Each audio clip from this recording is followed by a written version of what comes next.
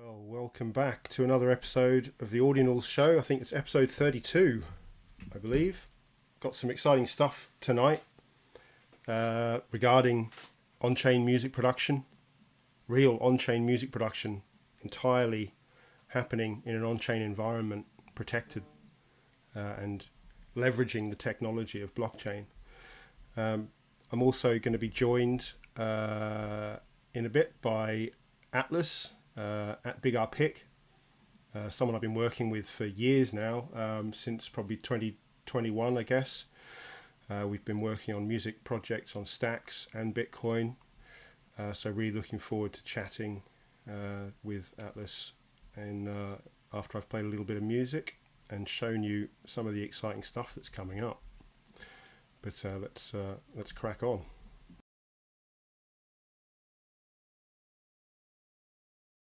Based B1 B based based based B1 B based based based B1 B based based based B1 B based based based B1 B based based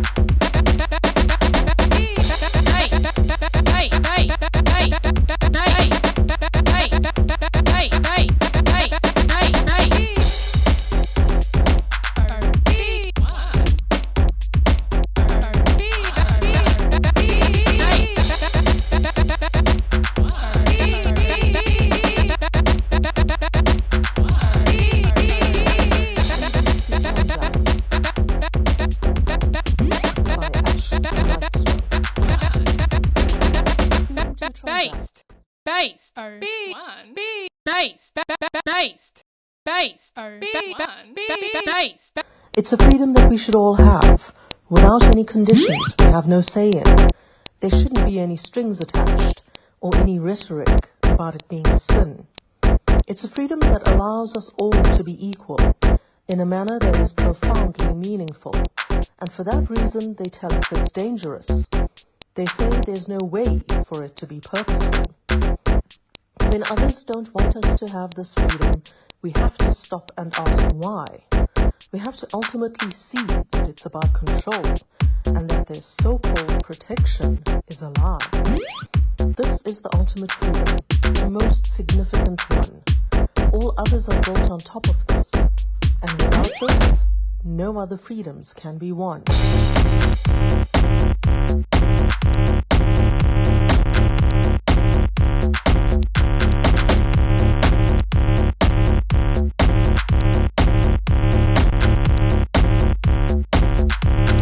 Freedom to transact.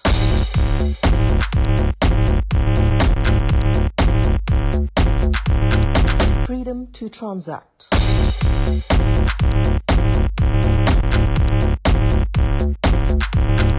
Freedom to transact.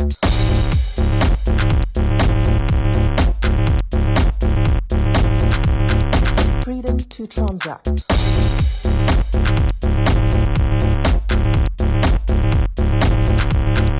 Freedom to transact.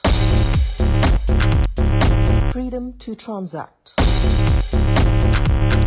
Freedom to transact. Freedom to transact. Freedom to transact. Freedom to transact. Freedom to transact. Freedom to transact.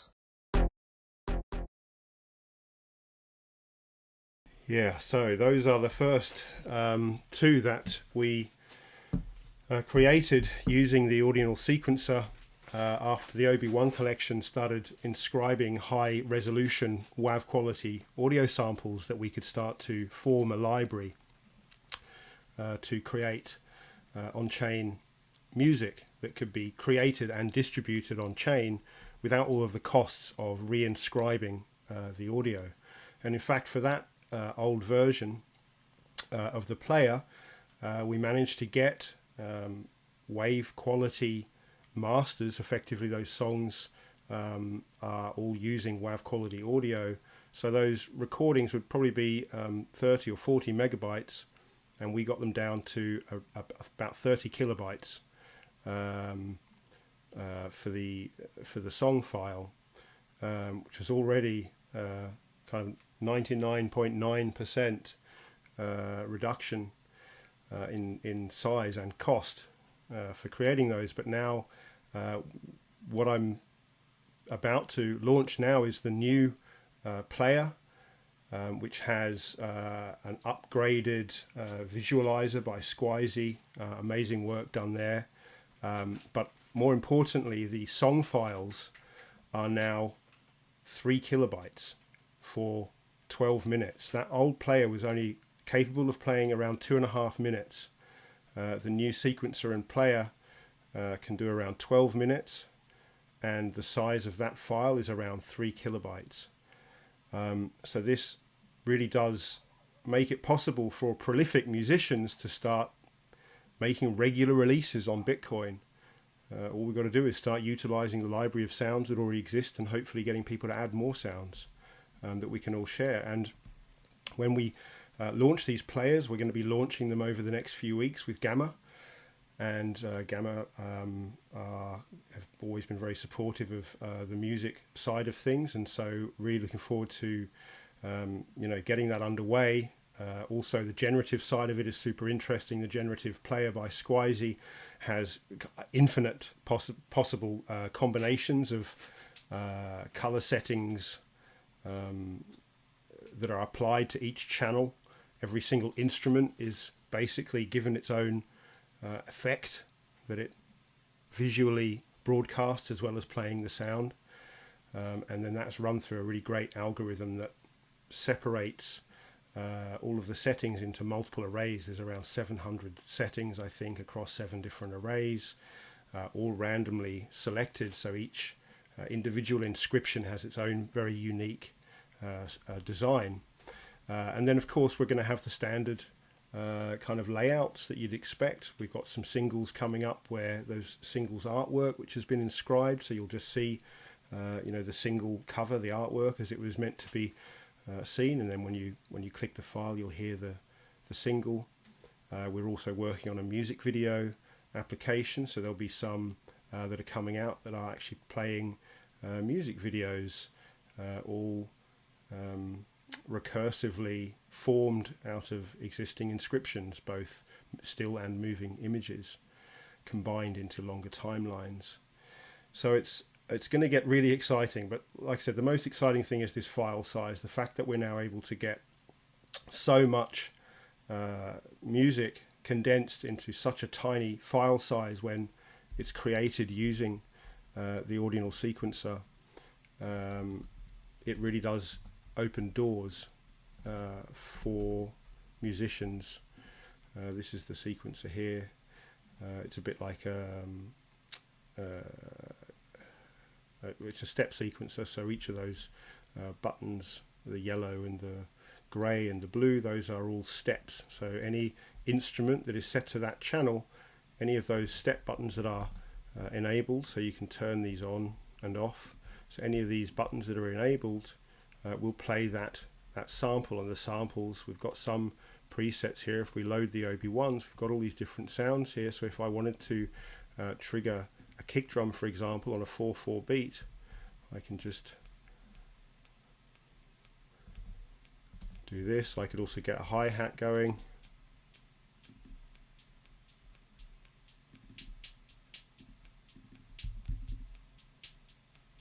It's quite easy to get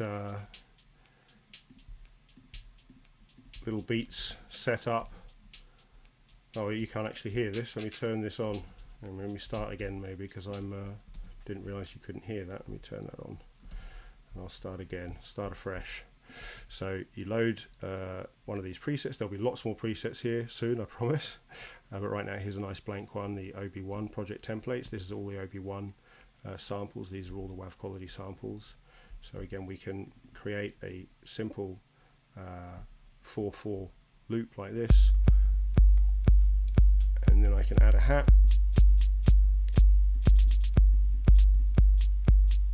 And a snare.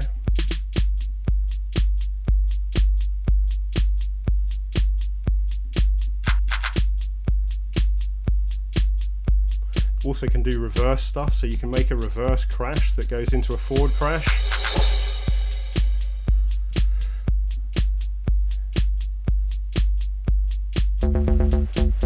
And you've got a pitch shifter as well.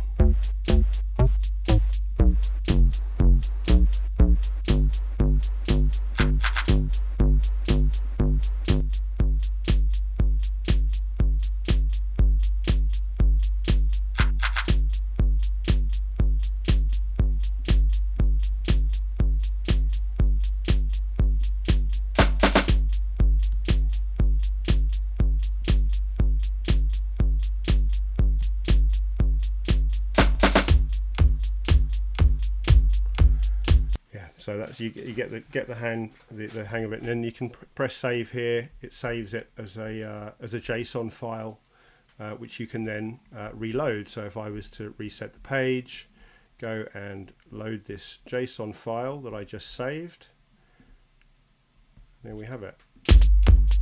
And it's that easy to collaborate as well. If you're collaborating, all you got to do is save that tiny JSON file, send it to someone, they can open the sequencer and they can instantly access that song and start working on it. So yeah, so what I was going to do next was just show you the demo of the new player. I'm not really calling this a song. I think I'm going to coin this new collection of mine, the Mellophonic collection, as Mellophonic art or Mellophonic ordinal art, but just to show kind of what's possible now. This is around 8 minutes of audio and generative visuals, all inscribed in a tiny little well, it ends up being around a 150 byte sized player. So have a listen to this, and then we'll go and chat with BigRpic.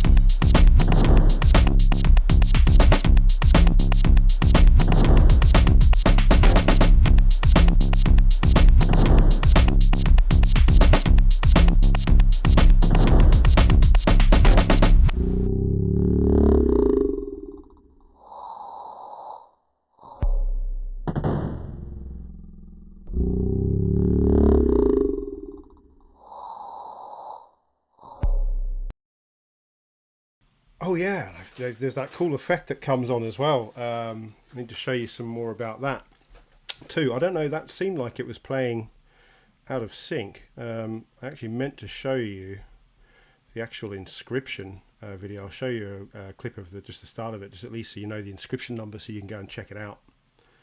Let's have a little listen to that.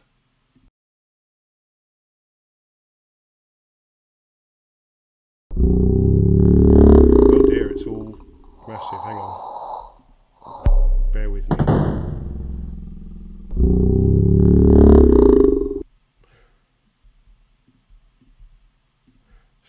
Sorry, bear with me there. I don't know. I didn't set it up properly because I just chucked it in there.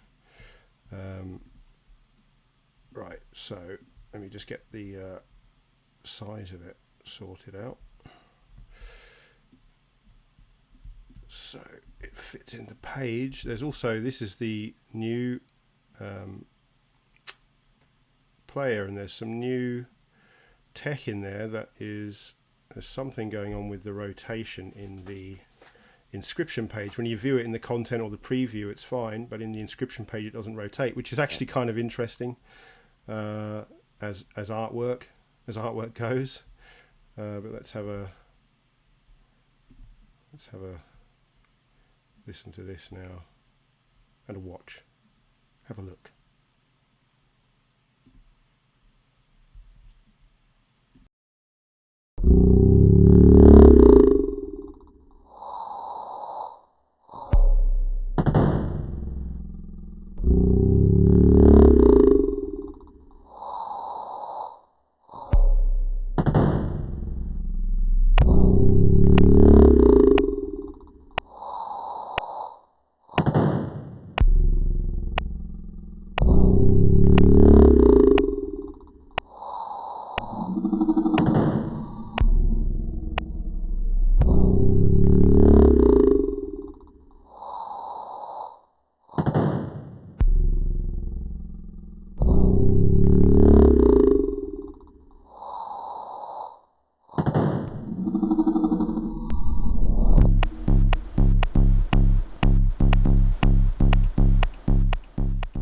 Yeah, so it makes for some pretty, it's pretty beautiful art. And then don't forget, there's obviously the generative side. No two will be the same. I queued those up. Let me go and have a look for those. I queued them up to show you some of the variations in some of the ones that I've already created. So let's have a look at those. But yeah, there's lots of variation in them. The generative thing I'm really looking forward to. The algorithm, I was only planning to do not such a big collection, but then looking at the algorithm, there's some that are sort of a 1 in 1,000 chance. So probably have to do a bigger collection just to make sure that all of the various types of designs get picked up in the mints. Right, let's see if I can get that loaded again to show you the different looks that you can get, or just a sample of them, because like I said, there's infinite different possible versions. Let's So let's have a play, see if this works. It really doesn't like running these in when I've got OBS on. It's they run very slowly when I've got OBS running in the background. They struggle to keep up. Let's have a look if I can go. Now I've got to go back in here and find the other. There we go. That one. Silent truths, properties. Yeah, there you go. So have a look at some of these, because some of these, this is what there's some of the sort of variations in the design that you get. They come in different levels. I think this is a level 2, perhaps. They go from level 1 to level 10. I think that's a level 2. That might be a level 1 or a 2 again. It's hard to tell, because even if you're at the top level, each level just gets access to more and more arrays of effects. So you could still have a higher level that ends up with just a broader range of lower level effects. Yeah, I think that's a 2.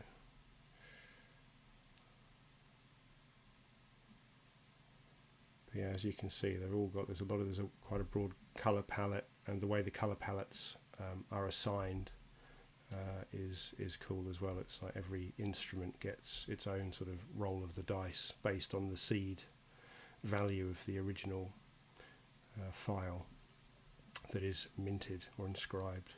This is another one. This looks like a level 4 maybe.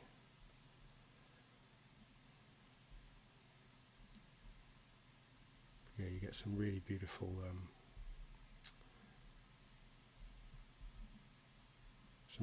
designs, and then when you combine that with sort of, you know, being in time with the music, it's really awesome. Another one here. Okay, this one's got the rainbow effect that comes in the higher stages. Rainbow colours.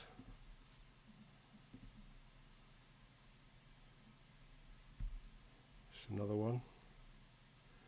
Don't know what level this is. I don't know all the higher levels so well. It's cool though.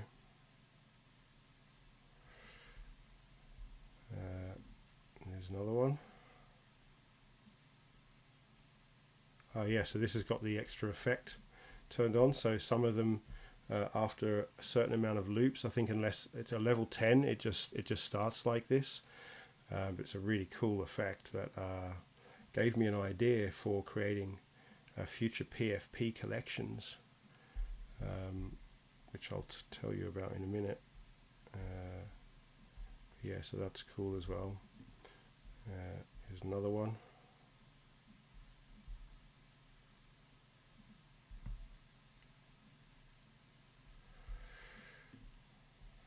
Ah, this is the level 10, I think. Let me put the sound on here now.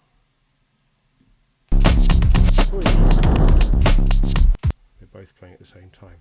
But yeah, so this one will actually just start the minute the level 10 starts playing. It's going to start with that trippy effect.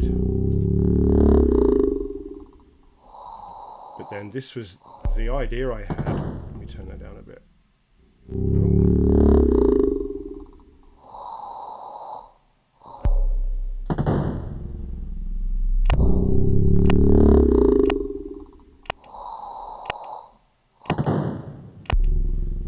Uh-oh. What have I done? Lost something up there. I'm going to have to just mute it again. So there you go.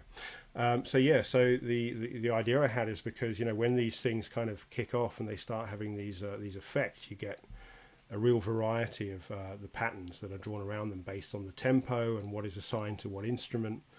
And I thought, yeah, they kind of look cool. I kind of profile pictures. So then I had this idea that we could add a generative element to this, which I suggested to Squeezy, and Squeezy has added it in. And so because this is all programmatically generated, these images, just a bit like the music that Audionals is doing, can be generated. They don't have to be inscribed as JPEGs.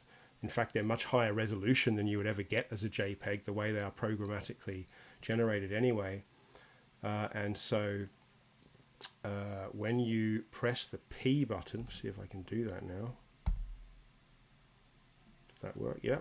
So you press the P button, and then that downloads. How am I going to show this to you? I have to pick it up in a player of some sort. Let me just create something quickly so I can show you that image. Image slideshow, that'll do.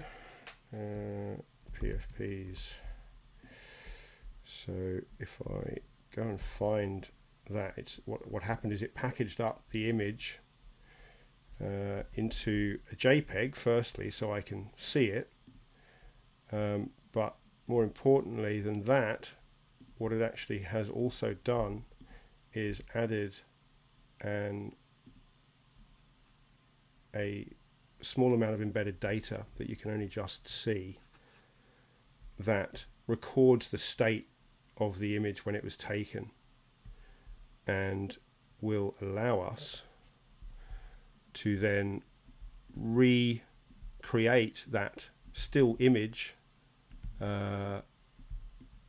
generatively, so we can then create a profile picture collection without any of the inscription costs, because we can just generate it using a tiny amount of text, 100 or so bytes of text, a couple of 100 bytes of text.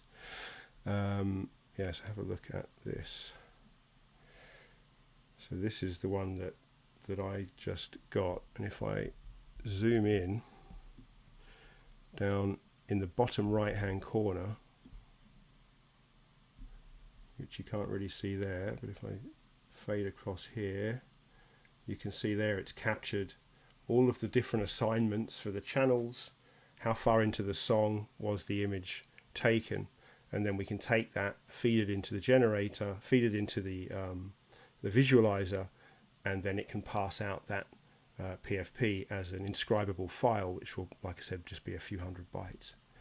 So yeah, pretty cool stuff coming up there. Lots of cool tech. I like to think of you know, a lot of what's going on here. There is art in technology, and we're seeing the best of it here. You know, this is technological art at its best. This is right. Being in Audionals right now is just so invigorating for that reason for me, because that's how I always feel. I feel my art is very much tied in with technology. Even my music, you know, the music that I produce is mellophonic. Doing it like this is, I wouldn't want to do it any other way. So anyway, with that, let's see if we can get onto Atlas in Discord. Let's just,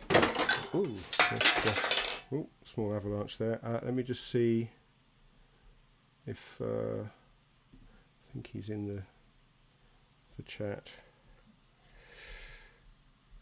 I always keep as few programs as possible open while I've got OBS on, because of all the lag that I get while I'm doing this. So let's go and see if I can. He's in the Audionals Discord. Let's jump in here. And we're just going to get Discord up in OBS. And then we should be away. Let's have a look.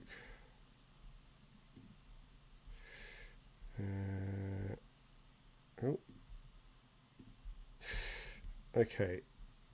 Let's see. It says Discord's here. Are you in there, Nat? Can you hear me? Hey, I can hear you. Talk again just for a sec. Oh, no, I'm not the... I can hear you, but the OBS is not hearing you. Just give me 1 sec. When I go in here, see what's going on. I might have to reset it to Discord. Yeah, I might have to set up a new application. What is it? Audio capture.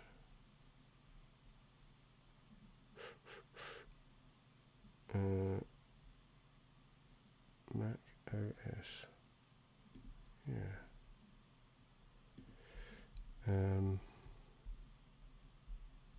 Don't know why the Discord isn't coming through. Oh, I've probably done something weird in here, haven't I? Let me just go and look at Discord settings. I should have been more organised with this and done this beforehand, but I thought it was already set up. Yeah. So input, output. There we go. Output to.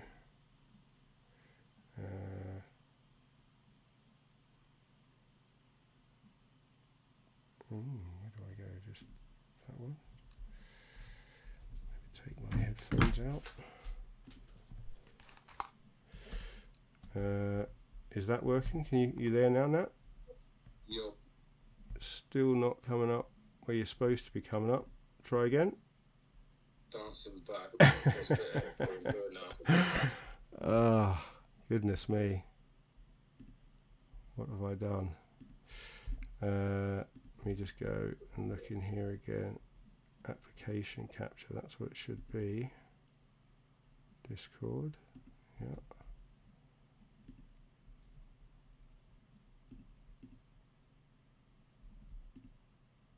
But it's not, still not getting that audio. Okay, let me try a different way. I'll just try and get you into the main audio.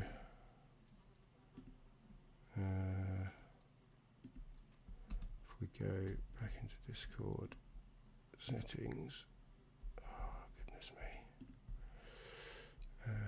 Output, let's go into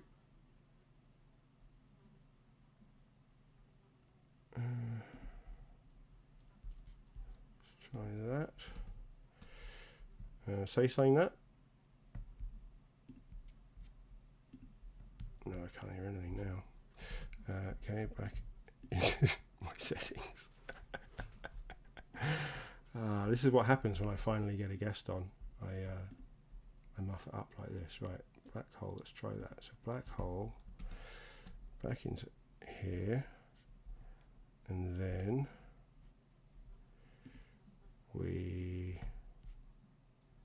how do I get black hole? I don't even know how to get black hole up on here. So you should be coming up on my desktop audio. It's the thing. Settings.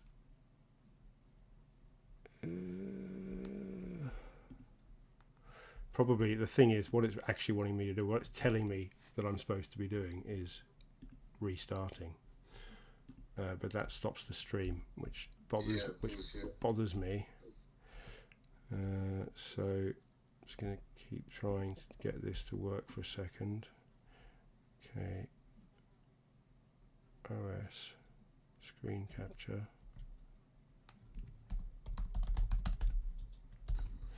Try another one.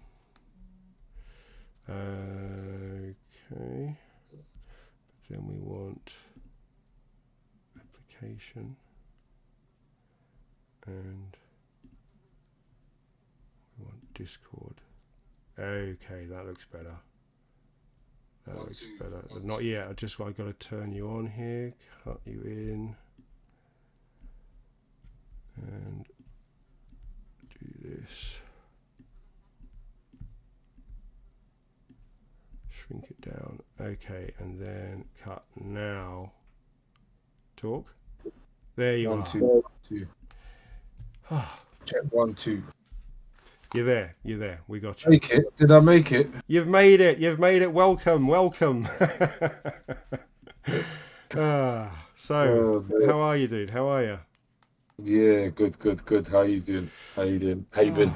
yeah, just hectic. It's been hectic for a little while getting things sorted, working on the new player. Technologically, it's been challenging, to say the least, but definitely getting there. Had some issues, with the last player, which I got around. This time it's a little bit harder. It was to do with how you sort of process data on chain, if you will, and because of the amazing decompression or the amazing compression that we've now got on the settings file, getting a whole song 12 minutes down to 3 kilobytes, and that's all you have to inscribe. There's nothing else beyond that. Prior to this, I think it was 30 or 20 or 30 that you had to inscribe as your master song file, and then you could distribute it in a much smaller player. But now the actual master song file has got down to a level where if you're like a prolific musician and you want to put out a song a day, well then this makes it affordable when it's just 3 kilobytes. And then again, to distribute it, you can then make it into a much smaller file, so your overhead, your mint costs for your customers are reduced. But it's created new headaches. The same headache came back again. Had a chat with Leonidas about it. He was very helpful just in explaining the processes that Aud have gone through in order to try to deal with this situation that I've come up against a few times. And it is it's a security headache. But it was really nice to hear him at least saying that this is something that the team have looked into. They see the value in this. They see the value in what people like me are trying to do with this technology in the rawest way possible, without cheating, without doing anything that involves servers or anything that's off-chain services. So I went back to the drawing board, found another way, which looked at first like it was working better. I tested it out on the Wizards thing. I mean, there's 33 recursive files here, so it's an extraordinarily complicated thing to kind of get working. But once I was able to test it on Vercel, that made things a bit easier. Once I got the majority of the on-chain assets, the URLs had been inscribed into different modular files. To getting them all to link up means you have to do them sort of backwards order from the last file all the way back to the first file. You have to do them, so I have to do like one block at a time. when you're doing real modules and you're loading one file into the next, which in some cases I'm doing in the program. Some parts of it has a big, here I'm loading 10 different scripts, here's 10 different addresses, and it loads them all. That was all good, but there's certain sections there where it's much more single file to single file. Part of that is I'm setting up the model so that there's lots of different entrances into the system, into how you want your player to work. Do you want it to access the visualizer, for example, or do you want it to use artwork? All of these things involved modularizing it to a point where it was going to be very easy to kind of choose a branch, if you will, for how you're going to display and distribute your music. But so yeah, getting some of those finished was hard, and then I got it there, and then I went back to Aud, and it actually worked less than the previous version that was triggering CSPs, although it works really well on Audionals.com. Works great, doesn't show up properly in the inscription page, it doesn't rotate, part of the animation doesn't work, but audio worked really well. Audio and visual. But yeah, so I've come up against another roadblock, but I think I might have already figured out a new way around this particular one. So I'm very close to getting it really polished. I mean, to be fair, right now it is finished. Like, it works, it does what it says on the tin. It's just that some web providers decide that they don't want to give you that kind of access. You could, of course, if you had a node, do exactly what I've see and play with exactly what I've laid out as it should be. But if you're using a provider, you have to go through their security, and I appreciate what they're doing. It is a bit of a minefield. There is anything anyone could be doing with code, making malicious ordinals that do things, and so we are protected by that. So I kind of see it as a challenge to get around it, to figure out how to make it work without asking for favors, to kind of get it working. That was confined. So it just works. And also, the other big headache is that if I just went back to using the 20, I did get the masters a bit smaller. I got them down to around 20 to 25 kilobytes for the full 12-minute thing. So your uncompressed master file is still achievable. It's at the same rate it was last time. But having seen where fees went, I just felt like that's not my goal. My goal isn't just to do this, just to do something really cool to show that it can be done, but it's to actually, see it through, make it useful. The 3 kilobyte thing is important. It's like I could have just gone, right, okay, we're just going to spend $100, $50, $100 on each of these masters, and then we're done. Bang, don't have to do this other work. But actually, I'll spend the last week banging my head against the wall trying to get to the real solution, which is like, okay, now it's just 3 kilobytes. If you've got a song, that's your cost. That's how much it's going to cost you to inscribe this master. Hash Magic gave me a great tip. I reached out to several people for some help once I had figured out that this was possible, that I could shrink them down so small using libraries, but on chain there wasn't anything on chain I could use. And I reached out to a few people, and Hash Magic got back to me with a cool Paint application ordinal that he's built. And within this Paint application that he's built, he built Paco compression program into it. It's like it's an application, and it just happens to have the library built into the application. So I spent a little bit of time figuring out how to extract the library from that ordinal, and then once I had got a bit of the program, like an inscribed module that was successfully pulling his library from that inscription, making it available to me, now I was able to decompress these files on chain. And so that was when it really took off, was when he showed me how to do that, and I didn't have to spend weeks searching for or trying to raise funds to actually inscribe libraries when it was kind of there. And that's important that we share like that, like being able to be efficient with what we're doing with the blockchain, because there probably are lots of other versions of this where people have inscribed it. But the quicker we start sort of creating a modular system that makes these things available to people in the easiest possible way, I guess especially like eventually building modules that act as APIs, even having an inscription that you can go to that basically just links you directly to these libraries, just so that it can give you a link, copy this link, put this in your inscription, now you're linked into that library or this library or that library. People do it through GitHub, but it'd be amazing to have it even more centralized and even more decentralized, but centralized in ordinals, so that it's just something that can grow in a modular way. But something else super interesting that I spoke to Astral Architect a couple of weeks ago, and I think we're going to have another chat tomorrow. He's a super interesting guy, lots of amazing ideas, incredible work he's done, which I showed in that episode. But he showed me something towards the end of the episode which really, really blew my mind, and I still haven't really been able to properly look into it. But he showed me an ordinal. I think he has given me the inscription on, but I don't have it to hand. But he showed me an ordinal that he had made, and he said, log into your wallet, go visit the ordinal. I visit the ordinal. It's just a blank canvas. It's just a white square. And then he's like, right, log into your wallet. So I log into my wallet, and I go back to this ordinal, and it's listing the NFTs that are in my wallet.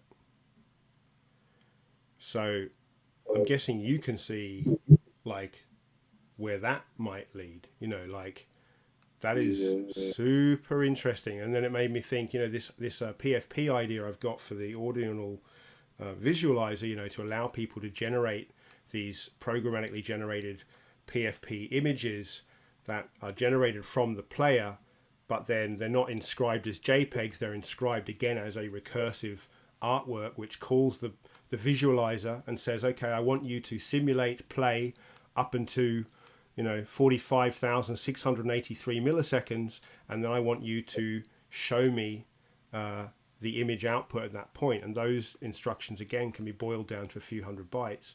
But what would be really special was that you could do it with your own one. And so I thought, you know, using this technology that I've seen Astral Architect using means I could probably create an ordinal that unlocks your P key.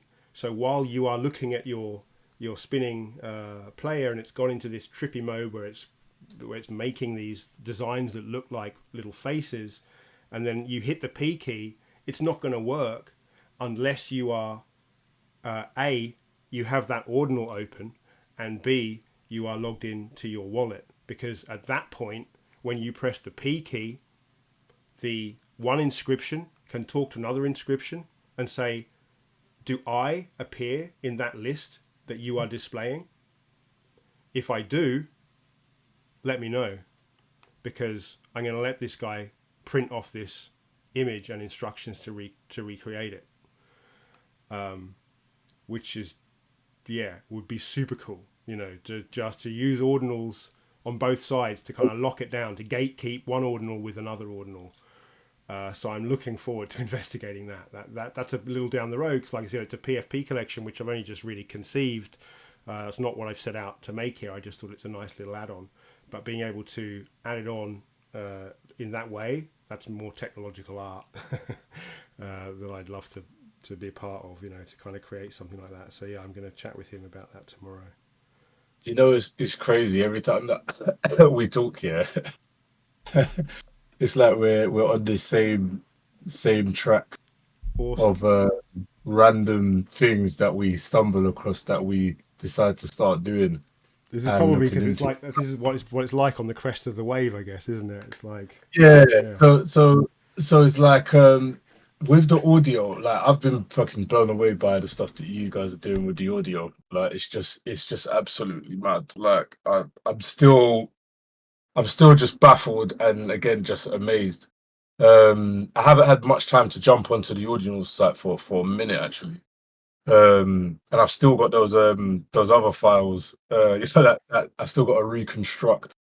Yeah, man, we should have a chat about that, because now that I'm ready to start putting tunes out, I do really need people to start sending me whatever they've got in JSONs, because I think the more we can kind of hit this market, you know, when Gamma opened the doors, it'd be amazing to have 5 or even 10 songs, you know, in this format to really kind of to open the floodgates to this new world. You know, what we're producing now is going to be like the 8-bit version of what's coming in a year's time or 2 years' time. But it's just really exciting that we're at this point where we get to open this door. And so the more people who can just put something together. I was chatting with a guy in the local shop today who's a musician who's doing some stuff for me, and we were sort of saying how I really kind of find it, ironically, I find it liberating working in really restrictive environments, because I think sometimes as a musician we feel really free, but it's a little bit like Ursula Le Guin, the Dispossessed, where we're actually completely in chains by our own rules that we just force on ourselves, but we don't, because we enforce them, we feel free. But actually true freedom sometimes is like, as a creator, is saying like, here's things that you've never used before, create. And I really love that, because as a musician who used to spend, 15-20 hours a day in my studio producing music, there's an element of it that's all the same. Not that the music all sounded the same, but the creative process is the same. When you listen to it a lot, you can hear it. As the musician, you can hear it. You might not, as a person, just listen to it and go, oh, that all sounds the same, because it genuinely doesn't. But as a person who understands the music and listens to it a lot, and this is where a fan might listen to it, you start to feel that. You start to feel, oh yeah, the same technique's gone into making that riff, or that percussion is the same group of instruments, all that sort of shit, and it's like, as soon as you throw all of that out and you go, here's a bunch of stuff that doesn't make any sense to you, but it does make sound that you can form into songs, then, I think there's a lot of musicians that, once you get into that, the pioneering spirit, it's fun, man. It's fun because it's a fucking challenge, especially if you're ADHD.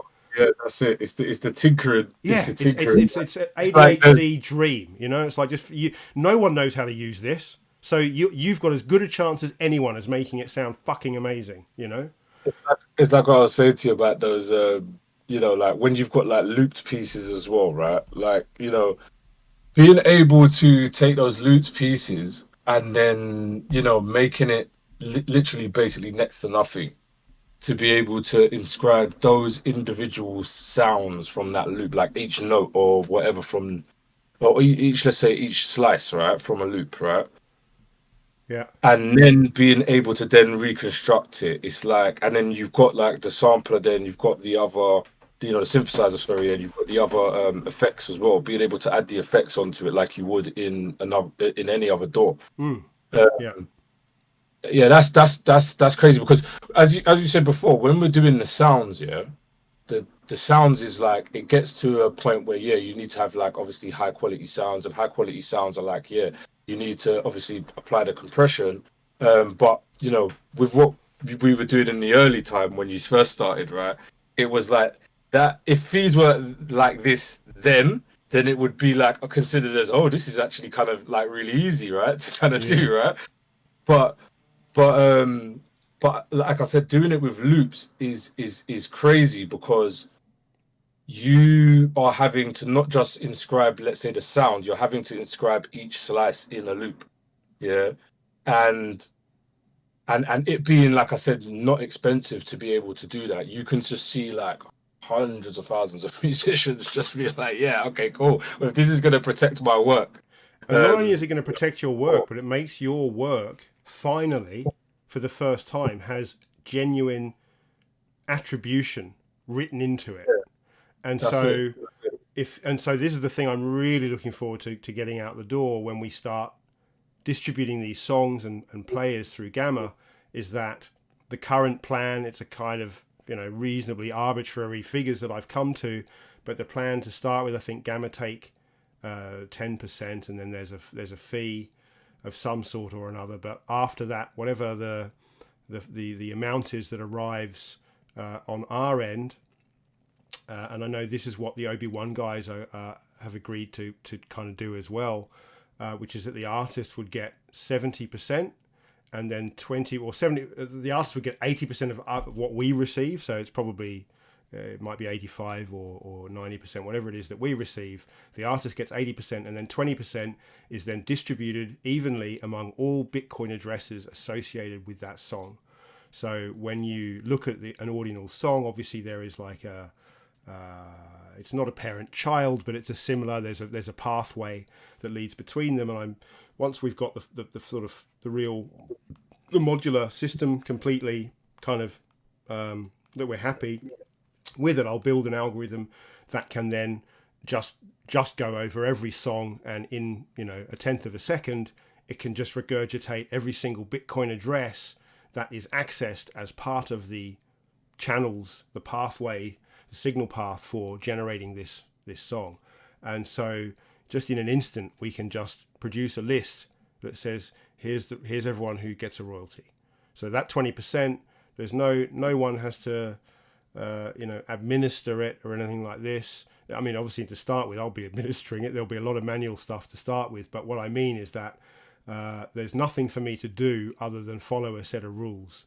A bunch of, and once we've got this multi-sig stuff sorted out, it will be automated. They'll be able to, each song will effectively be a multi-sig wallet. And so this song will go out, or it will be a key, not a key, it will be a payment channel directly into this multi-sig, because the song will set up the multi-sig wallet. The multi-sig will just contain every Bitcoin address that's found. Eventually would be able to actually divide that up to say, which of these Bitcoin addresses are audio samples, which of these Bitcoin addresses are other elements like effects or synthesizers, which one of these Bitcoin addresses holds the JSON file, song file. That's the composer. So that's like the sheet music, if you will, and that's what is now just this 3 kilobyte file. That's all. That's your cost. Your cost is 3 kilobytes. That's your sheet music. That's what gives you all of your rights. You don't have to write anything in. We don't have to agree. I'm a little confused by some of this stuff that's going on. When people talk about rights on chain. and them saying I have to say that it's got rights. I'm a bit confused by it, but I think it's partly because we're still in the legacy machine right now, and so we have to be in that mindset. But the future mindset doesn't worry about that shit. The future mindset, mindset worries about getting that fucking sheet music into sheet music as quickly as possible, and it doesn't matter who does what the fuck with it. You're always going to get attributed for it. If someone goes and makes money out of it and doesn't pay you, you're going to know about it. So all of that stuff. And not only just that, like I said, kind of that takes us full circle back to the protection, is that you have on-chain proof. Yes, exactly. That's what I mean, is that people will look back at it and go, they'll look at what we used to do, just putting our creations onto a completely free device that we handed to someone. And this is one of the arguments that I still hear people going on about the blockchain not being any good, is because it's all public. And it's like, do people really think... it feels to me like that is probably what the higher ups in the music industry want us to be saying and thinking. Because realistically, the second you've put your recording into any format and sent it to anybody, it's public. I mean, you might trust these people, but then the second you've sold it, now do you consider it public? Now that you've sold it to someone that you don't know, who can do whatever they want with it, they can broadcast it, stream it, record it, share it. Streaming platforms, the video platforms, whatever platforms it is, over time, it's obviously their security has got better. But people can still rip stuff. Yeah, you just rip it. That's what I mean. This idea of privacy is, it's more about if someone wants it, if someone wants to go and do that things they don't want, it's about that. It's rather than about people will. People will spend inordinate amounts of money on artists that they love because they're a fan and because you want to own what that artist is giving you. It's not enough to go and steal it. And the other thing is that if you are stealing it, you now also have to wear that on your sleeve. If you're going to go and play it somewhere, you could play it, and say, this is in my wallet, or you could just go and play it somewhere else. If you're the fan, you want to prove you're the fan, you are 100% going to be making sure that you're playing it out of the most valuable looking NFT that is available for that artist that you can, because you're a fan. That's what fans do. It's literally a competition. And so I think that we're just going through this grey area where people are going to be a bit baffled and not understand it. But then in 20 years' time, people are going to look back and they're going to go, I cannot believe that you would do that. That you would go to the trouble of recording it and posting it to yourself just because, well, you knew the second you gave it to anybody else, it was basically on the, whatever you would call that, the human blockchain. It was done, know. And now that you don't have to post it to yourself anymore. It just goes, it just becomes sheet music that is yours, and the timestamp is on it. There's everything about the old system is there at no cost, and not having to go to court and have it unsealed, and all of that sort of stuff. And then also for your label to then chase down who's used your samples, because again, if you're going to produce music in this environment, you have to wear on your sleeve whose samples you used. Did you go and use the sample that artist made, now that you're claiming, hey, look, I've done a remix of that artist? But did you cheekily go and re-inscribe that piece of audio so that you could have it in your wallet and get the royalties?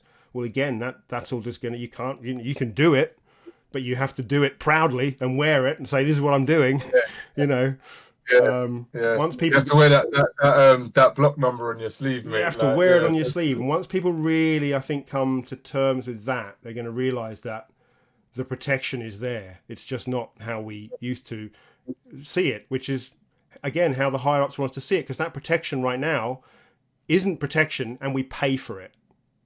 Exactly. Well, how you just said there, like, about kind of where this is going now for this side of the music industry, it's almost like the rest of what is happening with Bitcoin, right? Like, the legacy banking system is one of the the key kind of like underlying parts of every kind of economy and ecosystem. Let's say every company, everything that's going on, and that now has fallen behind all of the industry. The industry is literally moved 15-20 years ahead of legacy banking.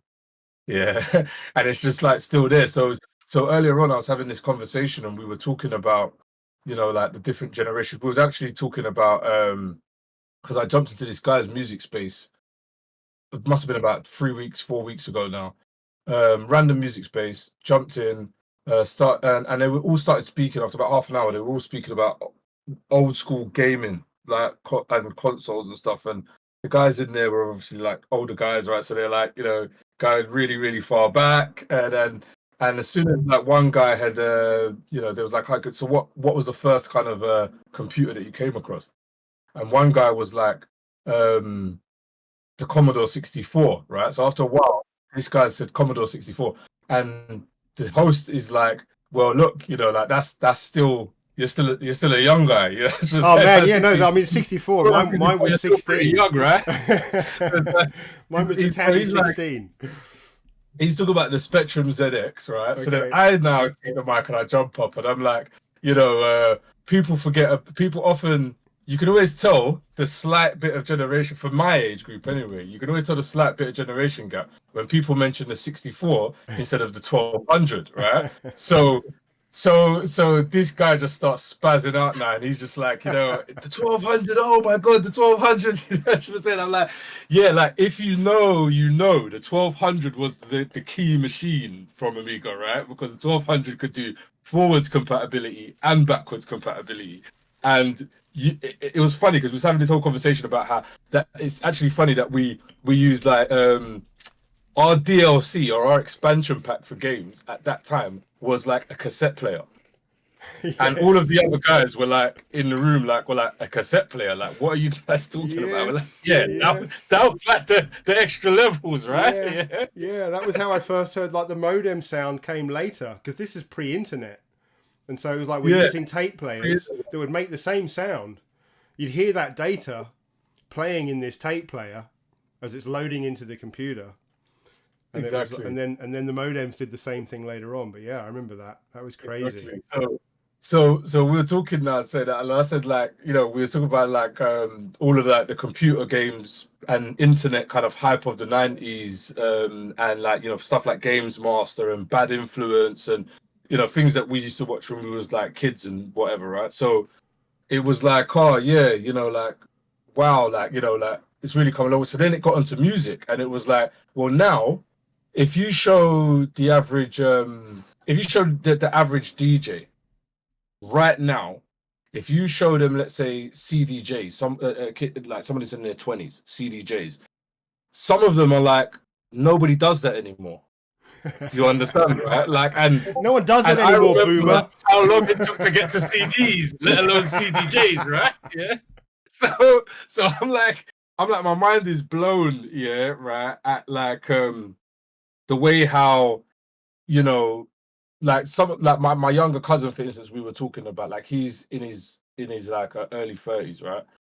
And it's like we were saying how that kind of generation, they've kind of just bordered onto it. So they will be like, oh yeah, you know, I remember CDJs were like the biggest thing at the time. But the 20-something-year-olds now, they're like, oh yeah, CDJs were like what everybody was using, but then it kind of went to CDJs is old, right? And they kind of fall off. And then when you've got like the teenagers, they're like, CDJs, like nobody uses that shit, right? Like nobody uses that shit. And it's just crazy because like when we started talking back further now, it's like the devices, that's what came to basically, that the devices, the way in which we listen to music has evolved. The way in which music is made at the core has evolved, yeah. But the way in which business, or the way in which music is managed, let's say on a business level, has just basically stayed the same, right? It's got worse. Yeah, it's got worse. It's got worse, and it's getting worse by the day. And I mean, that's another irony, is that we're here talking about this amazing technology while Spotify is saying, "Oh, we're going to pay, you know, these people less because it's too much admin." and we're living in the world of blockchain, and they're talking about admin. It's just bullshit.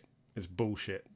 And it's getting way worse, and it's like deliberate lies now. They used to be able to get away with it because we didn't understand it, but now, fucking hell. and then you know, me and you talked as well about, like, again, no disrespect to the PROs who are trying, yeah, but you know, like the PROs are taking still, you know, we've only just now seen platforms like Even and stuff pop up where people are able to get like daily or weekly payments, or you know, in some cases obviously instant payments on some really, you know, niche style platforms, but there's not like a widespread adoption of even how people are able to get, like, you're waiting 3 months. Like, Yeah, and I mean, yeah, and you're waiting 3 months to get stuff from 3 years ago. yeah, exactly. That's crazy. That's the thing. That's the thing. Like, you know, like sometimes I get statements and it's just random stuff, like totally random stuff. And there is Or you know, there's like a days randomness when to you how look at they your work. account and it's like, where did that come from? But they do make stuff up, you know, because there is a randomness to how PRS work. And I have to I guess qualify this by saying, like, this is about 10 years ago, but about 10 years ago I went through a big thing with PRS. I've been through several things with PRS, but I had one particular thing was about a lot of different music I'd done for this TV series, and I'd done it for years, and I, for some reason, I can't remember why, but I decided something wasn't right and I needed to go through it. I hadn't been credited, or someone, the wrong person, had been receiving my money for something, and I went through it, and I realized that there was probably 100 or 150 shows of this particular show, so it was a lot of data over several years, like weekly shows, over 3 or 4 years. And I would say, I think at the end, I remember saying to my wife that 50% of them had the wrong detail, had the wrong song, because what had probably happened is that the director, who I happen to know was like extremely organized, always gave cue sheets, always wrote everything neat and tidy, because we'd had conversations. I'd had conversations with this director specifically about how bad the system was, because he had to fill in a cue sheet which he would handwrite, and he would then send that to PRS, but PRS would then also, someone would transpose one to the other. One in, you know, it would be typed into PRS's file. So if he hadn't written something clearly, or if the person typing it in had to be like that as well. Renewals, you had to always fill out the paper form. Like, I remember that years ago. Like, yeah, when a space gets missed, a character is wrong, and effectively that song just didn't exist. And so what they would then do, and I'd see the signs of this, and this was all a manual effort. This was like a person had to do this, but they would go and find other songs that had the same breakdown of artists, because I think most artists, it would be very difficult if it was someone with, you know, they'd just done one song together. And this is definitely a thing. There's definitely cases of it where it's just doesn't get paid. But what they were doing for me, because there was so much music and so many different people that I was working with, we'd all done lots of stuff together, they'd always find a song on the system that had the same writers and the same percentage breakdown. So they just go, oh, it was that song. Because I remember looking at it going, that song definitely wasn't for that show. Because sometimes I'd name the songs as after the show. You know, who is this show about? You know, I'd name the songs would often have names that were just the show name or the show subject. And so I'd look at some of these and I'd be like, that's clearly from the wrong show. And I said to my wife, it was 50% of them. It was a lot. It was like most of them. It was like way more than you would expect. It was just fuck up after fuck up, and attempts to get it paid. Sometimes it wasn't there because they couldn't find the right person. But you know, swings and roundabouts. My wife also got errors in her favour, a big error in her favour, for like got attributed for a big Hollywood movie, and she had done the music for a film, not a film, a TV show about the movie, and there was just a mix up, and she was now earning money that should have been going to someone from the movie, and it was a lot of money, and so she called PRS straight away, and they said, yes, that is a mistake, but we don't take money back. We just take it out of your future payments. And so she's like, okay, I'm not going to receive a PRS payment for a few years, but hey, we can go on holiday to Australia now. But then 3 months later, she gets another check and she calls PRS back and they effectively said, just don't worry about it, just stop calling. That's crazy. And so it is swings and roundabouts. In that sense, I have to say, okay, well, I lost out. I probably lost out more than what she made, but it still evened out things for us, you know, as a combined couple financially. It does work out in your favor sometimes, because like I had like some PPO stuff that wasn't linked, and I logged into my PPO account like after years, like must be about after 5-6 years or something like that, and I saw this like whole group of payments, right, that were like kind of sitting there, and they'd only been updated because they'd updated their system, you know, so they can pull from PRS now. Because before, you remember, you had to go in there and do it all manually. You had to go and put all the information in manually and submit it and wait for them.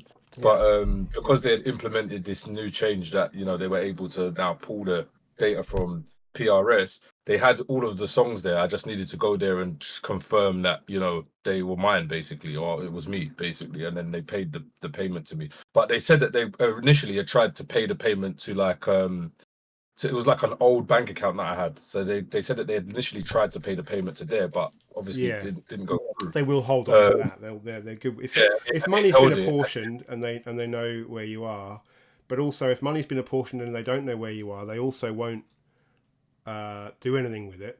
It just goes into this fund. You know, they've got a massive trust. It's kind of sit there, and as soon as I claimed it and I changed everything and I updated everything, then like other songs started to appear. Like now, like if I log into my PPO, then it's probably just pulling everything, you know, at this moment in time. But so I think another way, it's almost another defense mechanism that all frustrated, ripped-off musicians have at some point been given a gift of some sort from PRS, which just keeps them just in the right place to remain frustrated and not look for a better way. It's exactly that. Yeah. And on the other hand, sorry, I know, just going back to where we started on what you were saying about the kind of PFP collection as well. So there's another collection that, again, without saying too much, I know we're live. There's another collection that I'm working with a few people on that we're going to be doing for Audionals as a DMT collection. But again, that's what we're doing now is running that. So that's why I hit you with the message like yesterday. I was like, because those guys are like, can you get Jim, please? Speak to Jim. Well, we can have another chat. Definitely. If you don't want to do it on a live stream. No, we can't. We definitely can't do it live. But that is some alpha right there. There is going to be a DMT collection that coming pretty soon. Awesome. I'd love to chat DMT because it's one of those things. I think maybe even when we last had a chat, I'm way more clued up in about the last month than I have been on DMT ever. Really after meeting the Astral Architect, because he's a bit of a genius with this stuff. With DMT, you know, he's like another level. The artwork and the art, we've got like the artwork, we've got the narrative, we've got the structure, everything set. The only thing we've got to do now is just do the compression and then we're ready to go. Awesome. So, I had an idea the other day. What was it? It was something I was thinking about, some game. I can't remember what it was. It was just one of the, I thought I had, but I was like, it'd be interesting to make a block day and a block night, so that you just read how many blocks there were, like during the 12 hours of daytime, I guess based on UTC. So you're like, okay, how many blocks were processed in daytime for UTC, and then how many blocks are processed overnight at UTC? I haven't even looked into this to see what the range is, but I'm assuming there is just a range somewhere. I don't know what it would be, but there's probably a range of 100 or so blocks maybe that swings, and so can just provide another, what block day was it today? This affects what happens in the game. The game is affected by how many blocks are processed in a day. That sort of stuff. I think that like all of the kind of block clocks, most of the not necessarily, let's say the quick kind of sight ones, but the ones that are a bit more advanced, those ones probably are already making obviously the connection between the average block time and the number of blocks in a day, and then what time it actually is. So I could probably pull that already recursively from an existing inscription? Are you saying is that a block clock's inscriptions? No, I'm saying if you were, yeah, I mean, if you were able to do that, like that would be like, I mean, if you did that on Ordinals, it would be like the sickest regenerative collection ever because it's literally updating constantly. Yeah. Just based on You the still time have of to use day. an oracle because there's nothing on chain to do. It still involves a kind of Web3-ish element, but it lasts until we died anyway. Yeah. But what if you could in some maybe inscribe that oracle's mechanism into a block? It's so no, weird. you still can't because it's time. It's like I don't You think can't, there's any way. that's what I was going to say. There's lots of But oracles that that we would can be the use. There's whole the block generative stuff is the collection. block stuff. Like block stuff is cool because it's block stuff because it's like it's inward looking. Yeah, like the number of blocks, the hashes. All the hashes is kind of the broadest way because you're like there's kind of infinite fucking possibilities in there. But then you've got really fucking simple ones like number of blocks or difficulty. You know, there's one if you want something that changes very slowly over time. You've got those as well. But actual time doesn't exist. But that's what I'm saying. What's crazy about it, is like even more crazy is being able to show a live differential between the block time and actual time, like as we measure it 24-hour time, right? Yeah. If you could just show the slippage between the two, that would be crazy. That's like next level shit, right? Because is block time really counted in time? It's like quantum level thinking here, right? Is block time really calculated in time, and does it have slippage in comparison to what we use as a 24-hour clock? I mean, it definitely does. It definitely does, right? Yeah. So what if we could show that but you still have to access a clock to do that. Clock. Yeah, that's the great thing. And you can't inscribe. There's no way that I can think of other than updating, like the mining algorithm, the Bitcoin mining algorithm to add the time, which would be kind of handy. I mean, it'd be possible, obviously, but it's on a layer 2, and there'd be a delay in displaying it. Layer 2, 100%. And if Stacks gets it together to, I mean, it would still involve Bitcoin transactions, so that wouldn't really do. You have to do like a Bitcoin transaction every minute to update the clock. You'd have to do it as like a Stacks inscription, but then it would only update, let's say, on Stacks. It would never. You'd have to do it all on Stacks, basically. Yeah, that's what I mean. Anything going from the layer 2 to the layer 1. You're back in. You're like, okay, well, you need to do a Bitcoin transaction at this point. So if you're doing anything that's faster than average 10 minutes, sometimes 3 hours, stick to layer 2. But yeah, I think I was just thinking that would be interesting because you can get these oracles, and I'm happy with using oracles. I was looking at Arweave; they have a 200-year guarantee on data, and it's like I'm happy with that. It's like I trust that within 200 years, someone else will probably find another solution to deal with the fact that Arweave might shut down in 200 years. I think we're good. I think we should just fucking go ahead and start doing stuff. Whatever, if something's being used and it's working, someone else will have the initiative and the incentive to carry our work forward and to ensure that it is how it is. And I wouldn't be surprised if at some point in the future there is some kind of upgrade to the blockchain so that it could see time. It seems like a very small amount of data to have to put in there to put into every block to just have the time in. It's just a few characters, but I guess characters is what it's all about. It's very important, isn't it? That would have been taken away from the op return, basically, to keep the block size what it was. But yeah, there's just so many things we could do. I just thought, it's like, because you could also, I was thinking about things like the weather. I thought it'd be really cool to do. I started working on this, actually. I was working on a kind of this 3D evolving shape that would react to the weather. But it would be like the weather where, so you have to pick one place.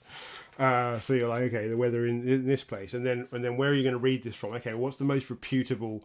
I think I chose the Met. What's it called?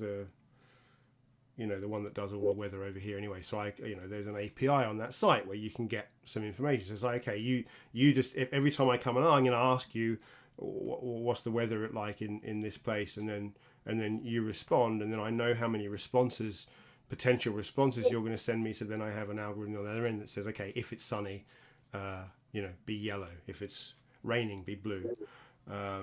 And you can do all this. I created a thing that I do actually use. It's got utility. It's not web. I did a stupid thing when I inscribed it. Well, it wasn't a stupid thing at the time. It was one of the first recursive inscriptions I did, but I didn't know I had to remove the domain to make it get past the censors. It will work until Audionals.com isn't a thing anymore. Because I put, instead of having just /content to pick up the content, it has Audionals.com to pick up some content. Actually, and it is also reaching into Web3, so there would always be that. It'll never get past the censors on some sites, but it does work. I use it, but it's basically looking at the block height, and it's looking at and the block height, again, I wasn't reading it from on-chain, where that probably is possible now. I was reading it from Audionals.com, but it was basically every time the block height changes, it's just a big coloured square that just fills your screen. But every time a block is mined, the square changes colour. That's it. But it's like, I love having it on my trading desk, because I've got like 6 screens, and always 2 of them, unless I've got lots of stuff to look at, 2 of them are just like what the one on the far right and the one on the far left are. I just have this ordinal on all the time, because then out of my periphery, I'm aware that a block's been mined. And so if I'm doing something waiting for blocks, I don't have to keep like going back and looking at the number and blah blah blah. I've just got this way less involved method, which is, and the block just got mined just right then. My screen just turned red as I spoke. So if you look at it right now, you'll see a block. In fact, I've noticed my screen turns before mempool turns. Like mempool sits there, my screen goes block's been mined, and I'll sit there, it'll be 10-20 seconds later, mempool goes, the block's been mined.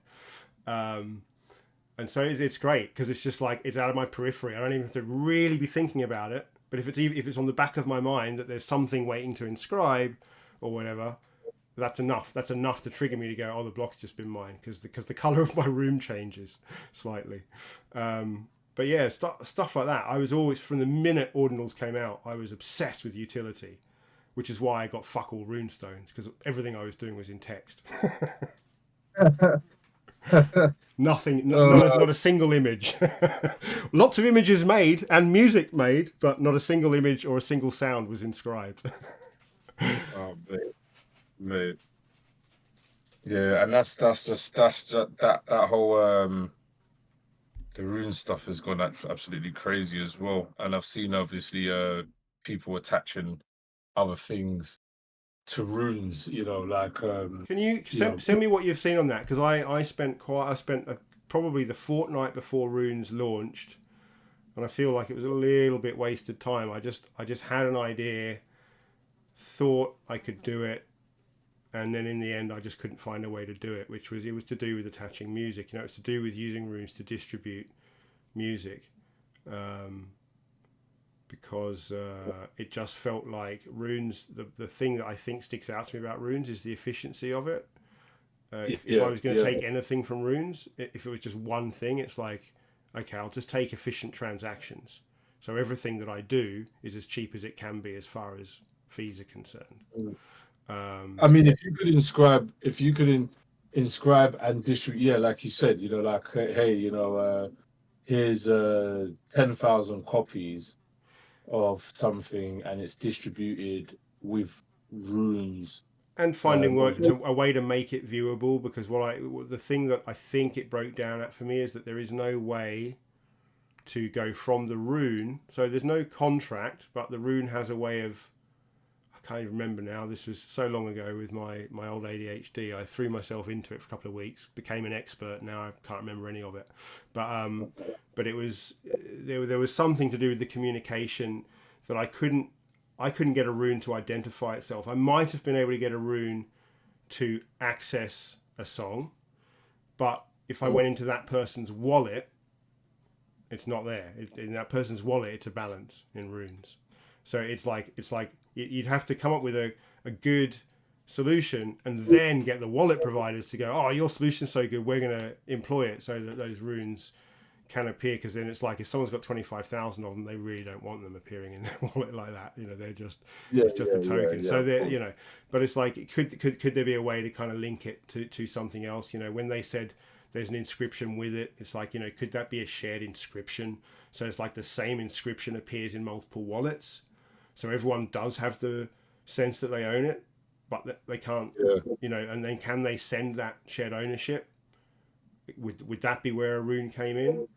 I don't know. I went through it and it just became a bit of a minefield, and I thought maybe it'll just get sorted at some point. But right now, I just needed to just concentrate on the technology I'm working on rather than, new financial distribution technology. I'm trying to make the creative side of things right now rather than. I'm trying to make the creative and just make it as cheap as possible, which I think runes might eventually have something to do with. But it wasn't anything I could really grab onto in that. And the other thing as well was what I saw was quite interesting as well. I know these guys, Ordinal Sigma X, right? Those guys have actually they've done something where you can stake your runes and NFTs, or runes and ordinals, should I say? Which is really, really fascinating at the moment to me. I'm just like, hold on. So how are you? Obviously, you can do a. So you send a Bitcoin transaction. It's really crazy, right? Because hold on, let me just see if I can get their website back up. But it's like, I just saw it because everybody that's got one of those Ordinal Sigma X has got this token called the Sigma Stone, right? And if you go and look at it on Magic Eden, the Sigma Stone is just like, it doesn't even read properly. Like the actual, the value of it doesn't read properly because like the way that they've done the distribution. And I'm still, since I've seen it in my wallet, and seeing that they're doing this staking mechanism, I'm still trying to get my head around how this is actually working, right? Because it's like, you stake your runes against the ordinal, and then you receive, I don't know, you farm more runes or whatever. So yeah. Okay. Interesting one. Yeah, I mean, God, it's all so crazy. But we saw, because I remember when the iPhone first came out, I was really, there was something about micropayments that just triggered a lot of ideas and a lot of thoughts, and also how we had finally turned the head on, like the way software, like the way games and software was distributed. You remember it was a lot of money. It was just always a lot of money. It always felt like a lot of money. And then iPhones came out, and I never really got into it, to be fair. But I guess that was because I just kind of expected more from games. I really didn't understand why people had gone back to playing games that were,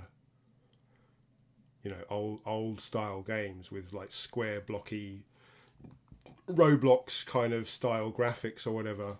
But it was for gameplay. It was actually for what's going on now. I just didn't see it. It just didn't appeal to me. I kind of get it more now than I did then. But back then, I was just baffled that my mates were all spending a lot of their time and money on like these games on their phone that just looked really shit, and they were farming. It was farming. But they weren't doing it to make money. This is what we suddenly monetized it when crypto came out. But at that time, it was purely for shits and giggles. But people got so into it because it was competitive and it was micropayments. And people didn't track what they were spending. They were just too involved in like the game. It was amazing. It stunned me at the time. I remember just thinking, wow, this is like, there's definitely something in this idea of just saying, hey, don't give me like £3, or don't give me $3 now, or don't give me $1 now. Oh, don't charge me $1 now. Just spend 1 cent a day, and then do that for a few years. Instead of spending $1 now or whatever it was, different games. But actually people were spending like 5 times what they would have been spending on it if it had been as a game that was sold for like $10 or whatever. People were they were spending that in like a month because their mate had like got an upgrade and was making turnips faster than they were, or whatever it was. And I remember at the time just being like, whoa, like it was kind of, I guess it was like gambling, but there was no winning apart from like beating your mate. But yeah, everything kind of changed, I think, at that point. You know what the funniest thing is, right? That with the games, yeah, like I'm still kind of like that with the games, even now on the phones and all of that. Yeah, I was like, yeah, I can't. Some people are like, yeah, I just bought this pack or I bought whatever. I'm just like, oh no, man, I just can't. I can't do it. I'm still like that. Like, I get annoyed even with the console games. I'm still getting annoyed with DLC. Like I said, like. That's just like, it's annoying, man. It's just like everything DLC. Like my mate posted a post up yesterday on his Instagram, and it was like, remember when we used to have to do this to get the secret character, and then now no, when you needed this to get the secret character, and it had like this picture of a guy with like hours of playtime and like cheat books and magazines and whatever else, right? And then the other one is just like a guy with a wallet. It's just like, yeah, that's what you need now to get all these hidden characters or whatever. You know what I'm saying to you? Yeah. Back in the day as well, it was really like a competition as well, because you turn up at school or college or whatever, and you'd be like, I'm really trying to beat the boss, or I'm really trying to do it on hard mode, and now it's just like, oh yeah, like I'll just buy that character. And I'll just freely play the game, and like you said, gameplay suffers because of that, because it's just literally now the game is, how can we do the best gamified monetization mechanism, rather than how can we make these players really enjoy our game and want to spend more money with us anyway. Yeah. So how can we make the game as addictive as possible? Yes. Yeah, that's why I think that's the thing, that it felt like it was gambling, and it was fed by ones that you didn't spend money on. What was that? There was a website. Was it called Miniclip? Oh, Miniclip. I think it was called miniclip.com, and it was, again, it was like, I remember the one I remember was this one called, what was it called, like Penguin Smash or something, and it was like, I think you were a giraffe holding a flamingo in your mouth or something like that, and then you had to swing and hit a penguin, which would then go so far, and then it would give you like points, and it had like a world score. And man, the guys that I was working with at the time just were obsessed with it. Penguin golf, is that what it was called? I can't remember. They were just like if they weren't. This was working in a venue, we were doing shows and stuff, but you have odd days when, it's just something kind of simple. You're there, but you're not really needed. And I had so many other things to do, but these guys just had penguin golf. And they would just lose days to this, because if you hit it like at exactly the right millisecond, it would go the furthest. And it was like no one could really hit it at exactly the right time. You could just keep getting closer and closer. Like basically, the more hours you put in, the closer you edged to this unachievable goal. Yeah, and you know what, right? It's kind of like the other ones, the pastime games, like the Candy Crushes and everything else, right? I like to call them doctor surgery games. Yes. Bus stop games. Surgery, right? So yeah. It's the same thing with those kind of games, because they just like go on and on and on forever. By the time you've even got through that first 100 levels, like they've already updated the game with another 1,000 levels to try and get through, right? And then every time that you jump into the game, it's like, hey, yeah, we've got a new package deal available for you today. You can buy more lives. Like buying lives. Like imagine buying lives in like the 80s and the 90s, man. Like everyone would just be Pi up in Lives on arms. 27. I mean, I can't remember. I mean, people would have just been up in arms back then, but that was because they'd paid $100 for the game. But nowadays they're way more chilled because they just get to spend $500 on the game over a couple of years. Yeah, over time, innit? Yeah, You get spread a higher paper. They have figured this shit out. They've figured it right out. it's the attention economy now, isn't it? Because it's like you've got a lot of things. I mean, this is where that Pi token got it right. I feel like they really went for the attention economy. Do you know Pi? You mine it from your mobile phone, kind of thing. And I was back in the day when I was first into Bitcoin, and I mean, I guess this was 2016, maybe 2017, early sort of smart contract time, and people would sometimes ask me about mining and stuff. And to be honest, I didn't have a node then. I didn't know a huge amount about it. I understood enough to explain it to people, but then this thing Pi came along, and I actually thought it was a really cool thing to show people because they didn't have to spend any money on it. That was the main thing. I was like, you don't have to buy this. In fact, you can't buy it.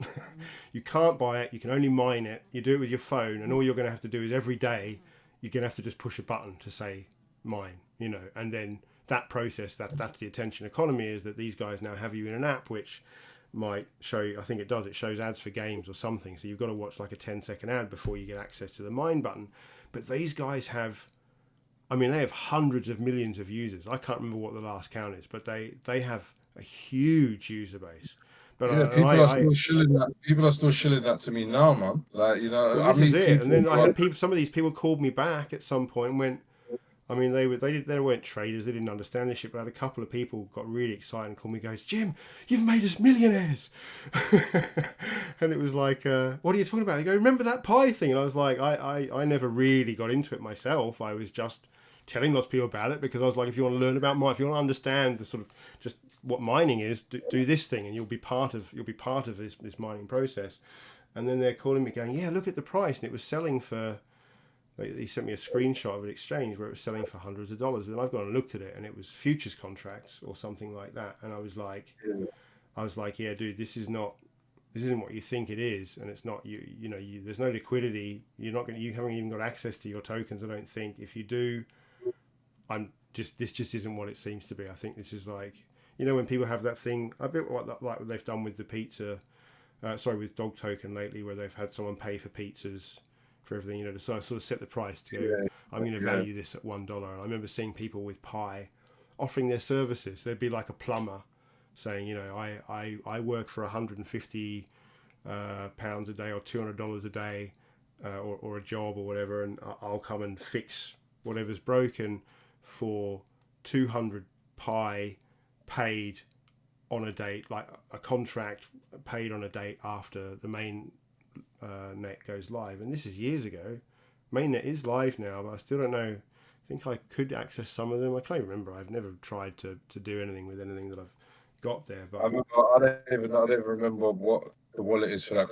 All I remember is that the guy who showed me that back in, I think you wouldn't have had a private key or anything. It was all like basically testnet is all you would have done. You would have been building up testnet, which you can exchange. I remember. Yeah. So there was no private keys, there was no passwords, anything like that. You just had the app and you just mined. And then when it came to registering, it was like a real world registering. You had to go through checks, just like you would getting a broker or signing up to an exchange. You had to go through the checks. So I think they did it really cleverly. I still don't entirely know what the point is, because since Bitcoin first arrived, we've just been looking ways to do it that way. I don't know if I want to I would put my trust in a network that's just mined by people looking at ads all day. It's a bit Black Mirror, but yeah, it's still a very, very cool model, and I think they've done just ridiculously well, and it just was a cool idea. So I wish them well. I hope it goes well, but it is another fucking magic bean. It's not even attempting to be attached to Bitcoin. So I don't.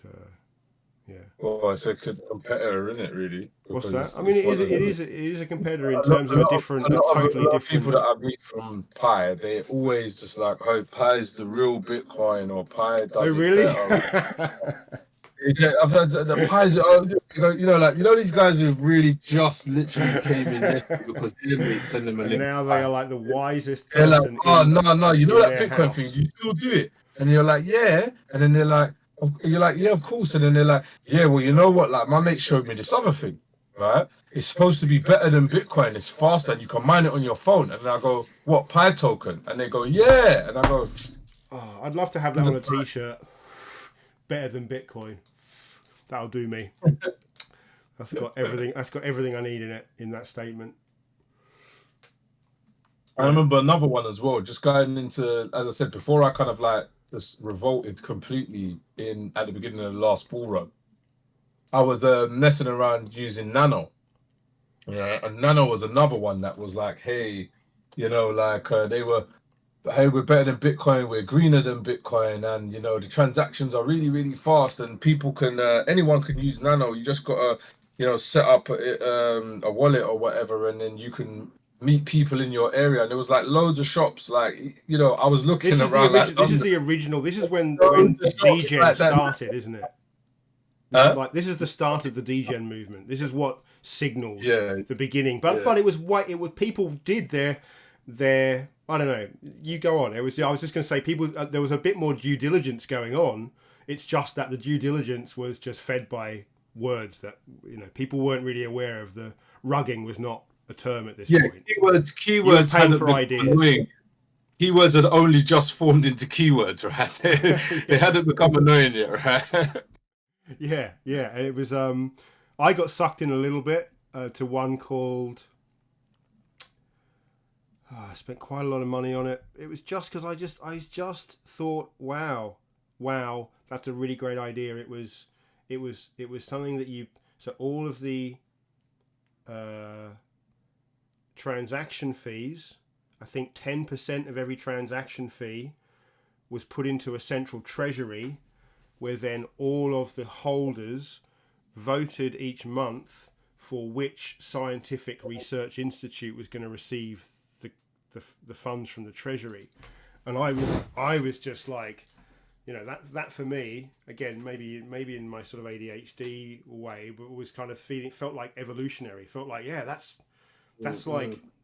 that's really how to move things forward in an almost automated way.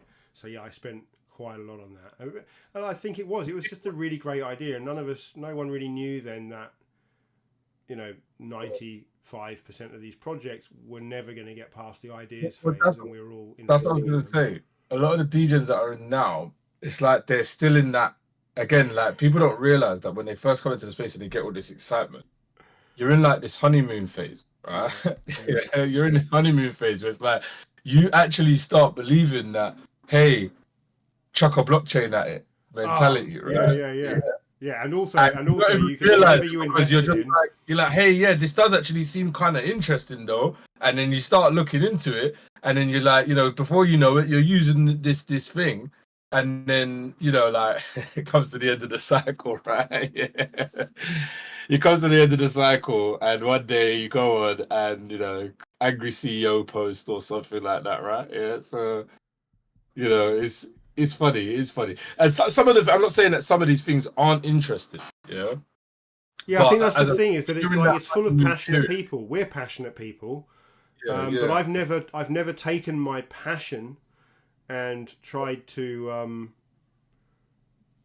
sell the idea. I want to sell products. I just feel, and that's what people should really be buying, But it is hard, because some people are just, they're inspirational and their ideas are great and you want to invest in it, but then you sort of forget that you're all, as investors, you're all at the mercy of the same community. There's nothing protecting you other than community, ultimately. As soon as that community is broken, it's like, okay, it's basically you get the people coming into things going dead. Yeah. And it is first to get that is death. So it's it's a shame, but it was an interesting time, man. But it was like, but yeah, like you were saying, people think, real amateurs think they are gods, because they're like, when the bull market really kicks in, I mean, we're about to see it over the next several months. probably at the end of the year. But it's you get those moments. I kind of hope my hope is now that actually we have less of an intense bull market, but it's slower, because actually previous bull markets have been little more than a month. And then and then you think that's what everyone talks about for the next 4 years, it's a month. It's a month when they were gods. It's a month when everything they invested in made money. I did try that once back in 2017. Someone said that. They said you should try like an algorithmic bet on your trading. I was only ever trading really Bitcoin, and briefly at the beginning of my trading I was investing in shit coins, Ethereum and other things, and then eventually I just folded everything back into Bitcoin, partly because I couldn't possibly keep track of all of those markets. If I was trading, I had to really know my market inside out, and ended up just being like, why waste time looking at other markets when I should just be spending the whole time understanding Bitcoin, knowing exactly why Bitcoin is at the price it is right now and where it's going to go was what I wanted to do. So I stopped all of that. But at the beginning I was into it, and someone said, yeah, just algorithmically find something that matches these criteria. Doesn't matter about the name or the idea. Just find this criteria, chuck $100 at it. And so I found like 10 of these things, and I chucked $100 at each of them. And then I think 8 of them died. 1 of them made money. 1 of them 100x'd. And it was like, or no, I think most of them, half of them died. But whatever it was too easy money. I think actually maybe half of them made money. And it was, in the end, it was 100x that I got from just basically just chucking money somewhere. And as long as I had hedged between these things, I was basically guaranteed to make money. And you get that month when people think I am a god, and they've learned actually all the bad habits, and then over the next few months they slowly lose it all because they haven't really realized that it's a lot of people are trading against themselves as well. They're just following the emotions. They're not realizing that the emotions is not what you trade on. The emotions is the afterthought. But people, good traders do not exist in that space. Good traders are either behind or in front of that space. They are never in it. You can't exit. You can't trade like that. I found trading really hard, because I think, and I've said to a few people who've been like, I want to get into trading. It's like, yeah, you're smart enough, but you've got to realize that you're literally trading against yourself, and you've got to understand yourself. You've got to put the work in, and you've also got to never undercut yourself, or like not undercut yourself, but make a good decision that you've really thought out well, and then in a short moment of panic or emotion, suddenly exit your position. Exit your position when actually you did everything right to enter that position, and you had a plan, and then you just sat there and you fucking looked at it, and then you got caught up in something, and then you exited it because of something that you've just taken in the last 10 minutes. Yeah, and people do that. People do that all the time, and it's like that's probably the main thing. Trust me, like, you can't be a trader if you're going to do that. It's like, if you're going to be a trader, you make a plan, and you are not allowed to fucking stay around the plan. If it's going to lose money, because part of your plan is how much money can I lose. So lose it. Don't fucking exit the position. And I think most people just didn't. If they don't get that, they're guaranteed to eventually lose it. Guaranteed. But it was like, I found that really hard. I found it like it took a toll on me. I had to stop trading ultimately. Weirdly, I was saying to someone the other day, I was saying to Dash actually, I was saying that I think I'd be a much better trader like now, because I don't trade now really at all. I'm a technologist now. I'm just building, but I still have that. I still have my trading desk. I have all my screens, and I have still got the Bitcoin price and the stacks price open on a big screen in front of me. So I'm still tied into it. All day long it's like there. And nowadays it's like just probably once a month I look up and go, oh, fucking sell or buy, and it's always a good decision. It's just like, but they're slow. They're just like, it's like the other day when it I was just waiting for it to really drop down. You just get a feeling for it. If you're sitting there watching 5-minute charts or 1 hour charts, it's just not right. You've got to zoom out. But when you're really zoomed out and you're making a decision once a month, you will make money. But yeah, it's hard to trade like that. It's hard to, it's like both ends of it is right. Being passive like that is also has its kind of pitfalls, because you're probably likely to just not really pay attention. So it's like I'm a bit all or nothing. Crazy. It's definitely deep trading, man. And everybody thinks that it's just quick and easy. But that's the thing, is I think that's how we got here, is that there is that point when it is for about a month. It's everything that it's all the bad. Whatever you do, you're basically going to make money. Your mate's going to make money. Everyone's going to make money, and you're all going to think, "Fuck me! I think I'm going to be a trader." and then yeah, facts. Yeah, I mean we've nearly pulled off 2 hours now. I might wrap it up shortly, man. But we should definitely, let's have another chat another time about the DMT. But also let's chat about your JSONs and your track, because I was thinking that with your track, we're now making the OB1s using FLAC, which is great, but you don't need to make everything in WAV. And so there's ways to there's ways we can do it by using variable bitrate compression. We can use all the tricks without any audible, like get to the point where you just can't hear it. It's just out of audible range that you've fucked with it. And get those pieces together, and then let's set aside a time to have a listen and do that, because I think piecing some music together in all different ways, like piecing together mixes that can be remixed, even if it's like it's part loop, it's part single sample, it's part long sample, whatever it is, bringing it together in this hybrid way is also going to sort of set the scene. Like bring it, like it's almost like there's been points where I've been like, don't even inscribe your song, spend 10 times more and inscribe the stems, because they're going to be 10 times more useful in the future. But now obviously we know the cheaper way is to don't inscribe the stems as well. It's like just inscribe the elements, and then once there's enough elements available and synthesizers and plugins and everything, you won't have to really worry too much about stuff. And then we can get to the point where it's like all you worry about is inscribing the things that you have to record. So things that you can, if you are someone who works in a hybrid musical style, then it's like, don't spend money on the instrumentation.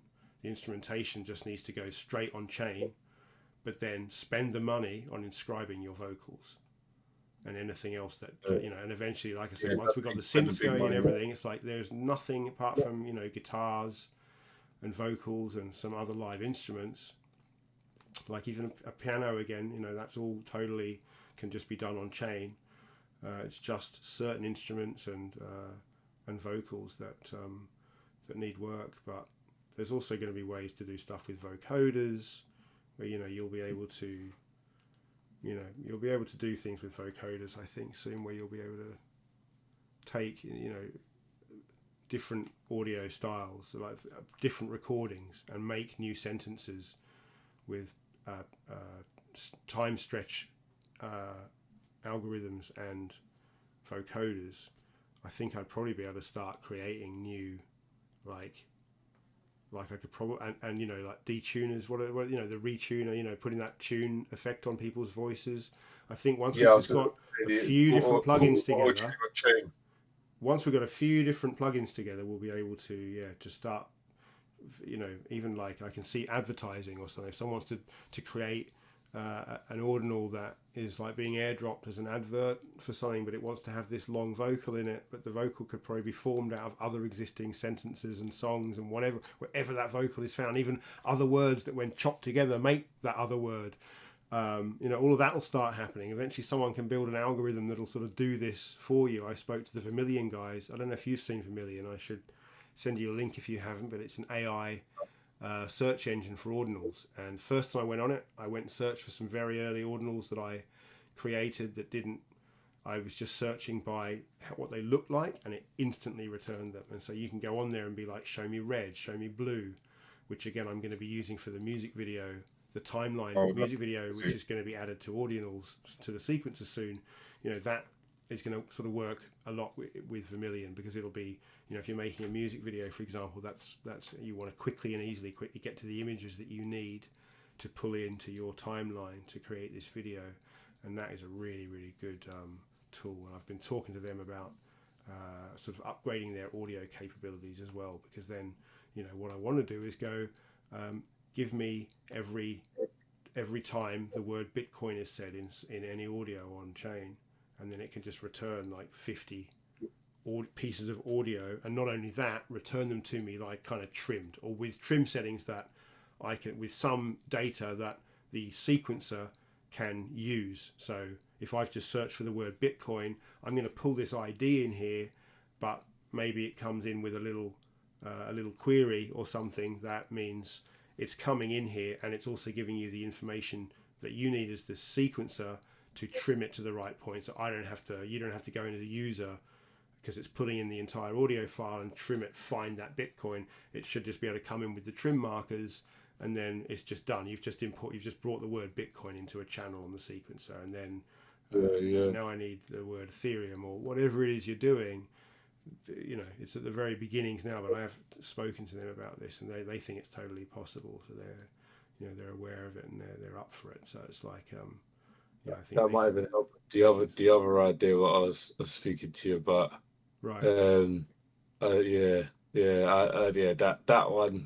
one's like I've actually got a developer together to work on that idea, but yeah, that's something we'll talk about. I did start going through like a transcription process. I mean, God, I'm kind of glad I didn't get too bogged down in that, because I could have got right bogged down in that. But I started building an app to utilize a little bit of GPT, and then there's some Google API stuff to basically just start picking through every single inscription and transcribing it along with the trim settings for the sequencer in just this massive spreadsheet, like a Google sheet basically.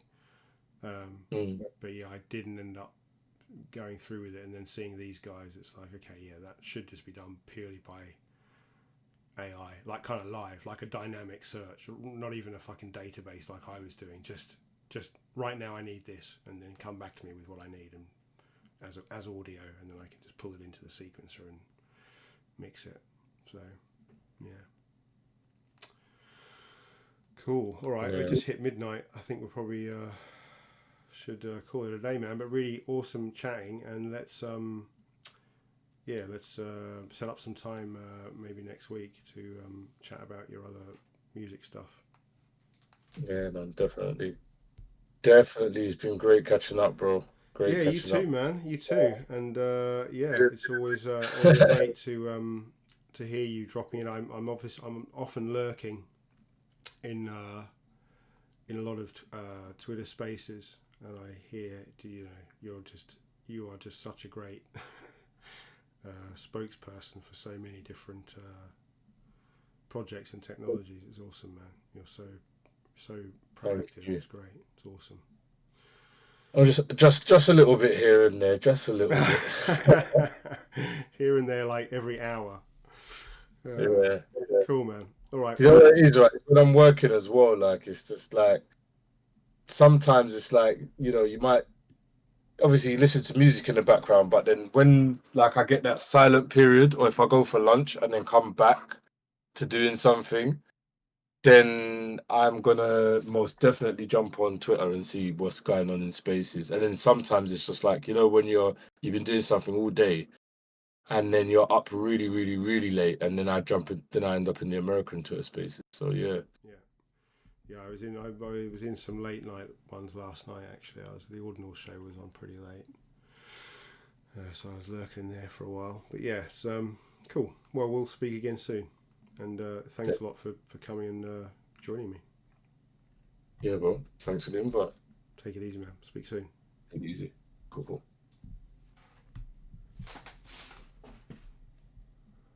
Okay, so I have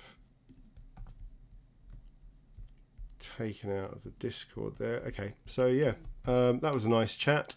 I think I'll probably leave it there for now. Just think if there's something I can play us out with. I might go back to that